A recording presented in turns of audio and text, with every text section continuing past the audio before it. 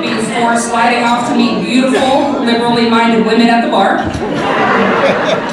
Tonight I'm proud to announce that my Republican colleagues and I have discovered and turned over to Chairman Jason Petrie 17 previously spoiled absentee ballots that were intended for tonight's dinner. These ballots have been counted and resurrected like our Lord and Savior Jesus Christ. These ballots allow us to add one more award tonight that's not in your program, and it leads us to a more fair and balanced Kentucky.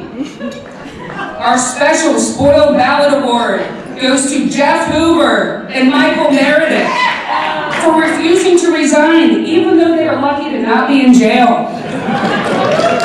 Common sense isn't for everyone, and these two are no exception.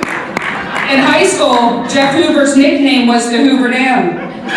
Not because of anything impressive in size, but because of how impossible it was to get wet around him.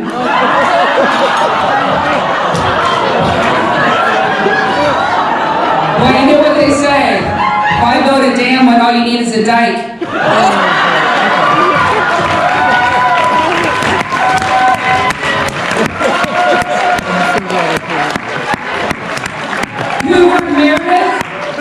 Hoover and Meredith are both welcome to be here tonight. Hoover politely declined, and Meredith insisted that he comes where he wants. All I really wanna see is the money. I don't really need a D, I need the money.